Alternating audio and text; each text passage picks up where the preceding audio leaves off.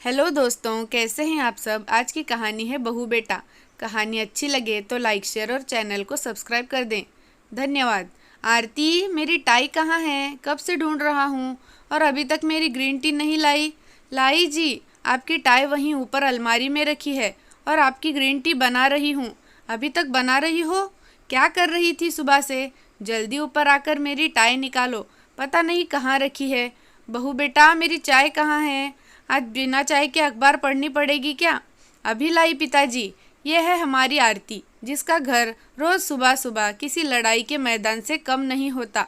मानसी जी यानी आरती की सास की तबीयत जब से ज़्यादा खराब रहने लगी, तब से घर की सारी जिम्मेदारियां आरती के ऊपर आ गई।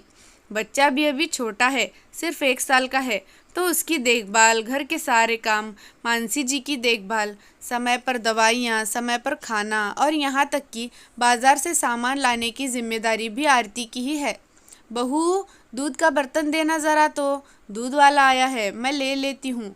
अरे माँ, आप क्यों उठकर आई? मैं जा ही रही थी लेने। आप चलिए कमरे में आराम करिए, मैं ले लूँगी। मानसी जी को रसोई में आया देख आरती ने कहा। मानसी जी हार्ट पेशेंट है और अभी कुछ दिनों पहले ही उन्हें हार्ट अटैक आया था, तो डॉक्टर ने ज़्यादा से ज़्यादा आराम करने के लिए कहा है। इसलिए मानसी जी पहले की तरह आरती की मदद भी नहीं कर पाती है। आरती जब से देव से शादी करके आई तो मानसी जी से हमेशा डरी डरी रहती थी, लेकिन मानसी जी के हंसमुख और सौम्य स्वभाव के कारण आरती का सास के प्रति डर खत्म हो गया और उसकी जगह प्रेम और मित्रता ने ले ली।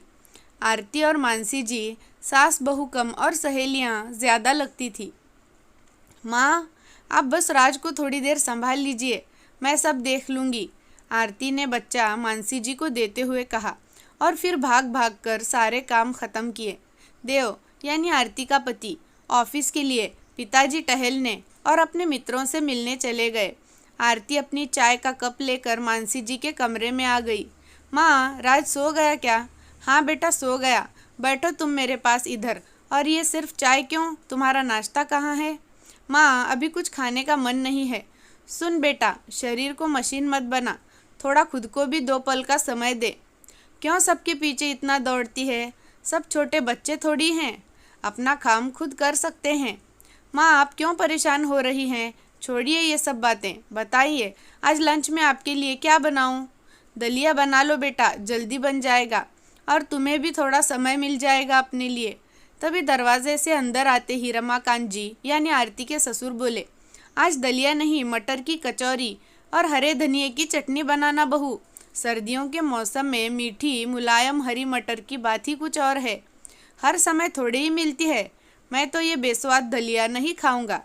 कोई बात नहीं पिताजी, आज आपको बेस्वाद दलिया नहीं, मटर की कचौरी और तीखी मीठी दोनों चटनी के साथ मिलेगी, कहकर आरती रसोई में चली जाती है। आपको भी हर वक्त 56 भोग ही चाहिए। अगर दलिया खा लेंगे तो क्या हो जाएगा? कभी सोचा है बहू बिचारी कैसे सब संभाल रही है? आप और आपका बेटा तो खुद से अपना काम भी नहीं करते, वह भी आरती को ही करने पड़ते हैं। उस बच्ची को तो अपने लिए समय ही कब मिलता है? मेरी तबीयत खराब होने से मेरी भी जिम्मेदारी उस पर आ गई है। कब समझेंगे आप लोग? मानसी जी रमाकांत जी से बात कर रही थी कि उन्हें अचानक किसी के गुस्से में चीखने की आवाज़ आई। रमाकांत जी बोले, ये तो देव की आवाज़ है, लेकिन देव इस वक्त घर पर और ये इस तरह से किससे बात कर रहा है? देव बहुत बुरी तरह से आरती पर चिल्ला रहा था। आरती बस रोए जा रही थी और बोल रही थी, मुझे नहीं पता, मैंने आपकी फाइल को नहीं हाथ लगाया। लेकिन देव कुछ सुनने को तैयार ही नहीं था और गुस्से में न जाने क्या क्या बोले जा रहा था। आरती उसे समझाने की कोशिश कर रही थी कि वह अपने काम की चीज़ें इधर उधर क्यों रखता है, ठीक से क्यों नहीं रखता है। इस बात से देव का गुस्सा और भी ज़्यादा हो गया और चिल्लाते हुए बोला, ये मेरा घर है, तुम्हारे पिता का नहीं। मैं जो चाहे जहाँ चाहे रखूँगा। तुमसे कितनी बार कहा है कि मेरी चीज़ों को हाथ मत लगाया करो। सही कहा बेटा, औरतों का तो कोई घर ही नहीं होता है। शादी के पहले पिता का और भाई का घर होता है, शादी के बाद पति का और बुढ़ापे में बेटे का। लड़कियों को जन्म लेते ही लोग सिखाने लगते हैं कि तुम तो किसी और के घर जाना है, ये घर तुम्हारा अपना नहीं है। तुम तो किसी और की अमानत हो। शादी के बाद किसी अनजान को अपना मान लेना और उसकी पसंद के हिसाब से रहना, उसके पसंद के कपड़े, उसके पसंद का खाना सब अपना लेती है। सोती जागती भी किसी और के हिसाब से ही है। उसके हिस्से में तो कुछ पल का आराम भी नहीं होता। सिर्फ दुख और दर्द उसके अपने हैं और उसका अपना कुछ भी नहीं। यहाँ तक कि जिस घर के लिए वह दिन रात देखती नहीं, अपने आप को भी भूल जाती है। उसे एक दिन ये सुनने को मिले कि ये घर तुम्हारा नहीं, तो मेरे समझ से तो हम औरतों को कुछ भी नहीं करना चाहिए, क्योंकि हम क्यों दूसरों के लिए परेशान हो। माँ, आप ये क्या बोल रही हैं? मेरे कहने का ये मतलब नहीं था। मेरी एक फ़ाइल नहीं मिल रही है, ऑफिस में भी नहीं थी, तो मुझे लगा आरती ने कहीं रख दी है और उस फाइल के बिना मेरी मीटिंग भी कैंसिल हो गई है। देव ने कहा। तो उसमें बहू का क्या दोष है? तुम्हारी माँ सही कह रही है। बोलने से पहले सोच लिया करो किससे क्या बोलना है। बहू सुबह से ही घर के कामों में लग जाती है। रात को भी हम खा पी कर आराम कर रहे होते हैं, लेकिन तब भी वह कामों में ही लगी रहती है। यहाँ तक कि अगर हमें पानी भी चाहिए तो हम खुद नहीं लेते, बल्कि बहू को आवाज़ लगा देते हैं, जैसे वह इंसान नहीं कोई मशीन हो। हम ये भी भूल जाते हैं कि जैसे हमें किसी के गलत व्यवहार से दुख होता हो, वैसे ही उसे भी होता होगा। तुम तो सुबह तैयार होकर ऑफिस के लिए निकल जाते हो। कभी यह भी सोचा है कि तुम्हारे पीछे तुम्हारे माता पिता, बच्चे और घर का ध्यान कौन रखता है?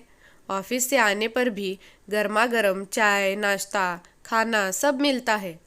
उस सब की व्यवस्था कौन करता है? सिर्फ बाहर जाकर पैसे कमाने से ये समझ लेना कि ये घर सिर्फ तुम्हारा है, ये कहाँ तक सही है? इसलिए मैं बहू को हमेशा बहू बेटा बुलाता हूँ, क्योंकि वो बहू की तरह घर की देखभाल तो करती ही है और एक बेटे की तरह हम बूढ़े माँ बाप की जिम्मेदारियाँ भी उठाती है। तुम्हें तो अपने माता पिता का हाल पूछने तक की फुर्सत नहीं है।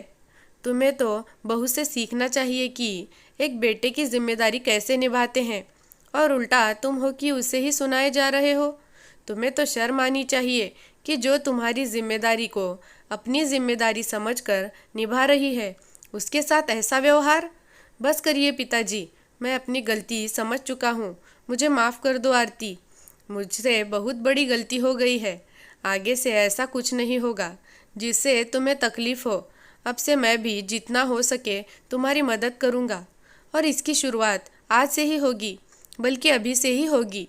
आप सब लोग के लिए मैं अभी गर्मा गर्म अदरक वाली चाय बनाकर ले आता हूँ। तो दोस्तों, आपको ये आज की छोटी सी कहानी कैसी लगी कमेंट करके ज़रूर बताना। अच्छी लगी हो तो लाइक, शेयर और चैनल को सब्सक्राइब करके सपोर्ट ज़रूर दिखाना। धन्यवाद।